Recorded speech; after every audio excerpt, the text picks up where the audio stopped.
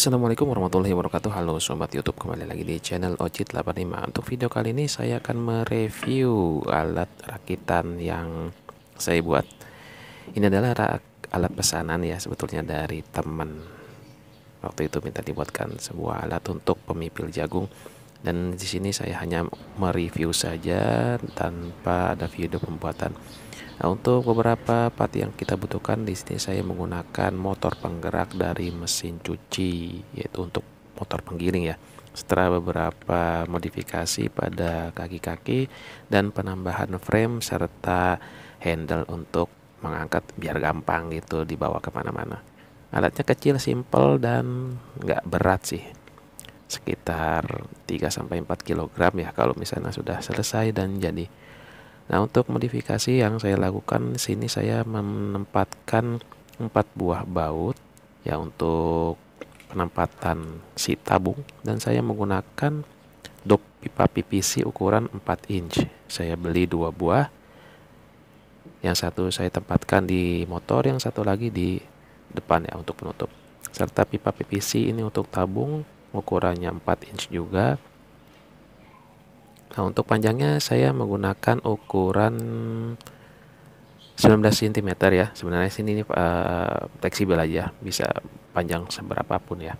Nah, untuk pisaunya di sini saya menggunakan pipa besi dengan diameter 2 inch ya, atau sebetulnya sih lebih tepatnya tuh kalau misalkan kita mau memipil bonggol jagungnya yang cukup besar, intinya si bonggol jagungnya itu nanti bisa masuk ke dalam pipanya. Nah, untuk diameter asnya itu kita mengikuti dari diameter as yang ada pada motor. Di sini mungkin 10 mm ya, 10 mm. Setelah kita menambahkan lock atau baut untuk mengunci supaya si pisau ini nggak slip ya ketika kita pasang di as motornya. Nah, di sini ada lubang, apa sih nih fungsinya lubang ini? Lubang ini dibuat untuk mengeluarkan hasil pipilan jagung ya ketika ada beberapa serpihan yang mungkin masuk ke dalam pipa. Yang tadi saya singgung adalah ini. Jadi untuk tiap ukuran bonggol jagung itu kan beda. Jadi saya ambil bonggol jagung yang mungkin ya ukurannya cukup besar. Ya meskipun bisa digunakan untuk bonggol jagung yang ukurannya relatif kecil. Langsung aja kita eksekusi perakitan. Di sini saya menggunakan washer dari plastik. Ini sebenarnya sih slip ring yang saya ambil dari engsel pintu yang sudah nggak kepake. Teman-teman bisa pakai washer atau ring plat biasa. Nah, kemudian top yang sudah kita modifikasi tadi dan bautnya kita pasang pada motor. Pemasangan baut pada sasis motor itu saya las ya, bukan di lem atau di bor. Nah, kemudian saya berikan lock tit. Harusnya sih lock tit, saya menggunakan cat aja ya, supaya murnya itu ketika kita kencangkan itu nggak mudah lepas. Di sini mur atau baut yang saya gunakan yaitu baut dengan ukuran M6 atau baut 6 mm, kuncinya kunci 10.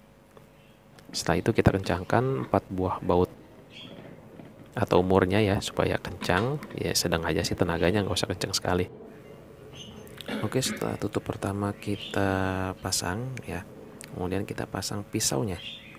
Nah, di sini kita coba pasang, tapi sebelumnya untuk baut pengencangnya itu kita lepas supaya nanti posisi sepi atau posisi as yang ada coakan di as. Oke, sekali lagi di sini untuk ukuran dimensi maupun tabung serta pisaunya sih sebenarnya ukurannya itu sesuai dengan kondisi ya, atau bisa ikuti ukuran yang ada di video, atau misalkan teman-teman bisa punya referensi lagi sesuai dengan keperluannya masing-masing. Lalu kita tes putarannya, usahakan putaran itu balance, nggak oleng supaya nanti nggak godek lah bahasanya tuh, biar nggak getar. Lah kemudian kita kencangkan baut pengencang di spinya atau di pisau. Lalu kita tes lagi putarannya apakah tetap balance atau ada oleng. Ya oleng sedikit sih nggak masalah ya, namanya juga handmade. Nah kemudian kita pasang saja tabungnya. Nah tabungnya di sini yang saya pakai pipa PVC 4 inch dan yang untuk kecilnya itu 3 inch.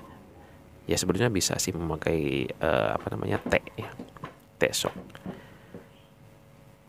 Karena di sini saya metodenya adalah memanfaatkan barang-barang sisa, jadi ya saya pakai aja yang ada di rumah.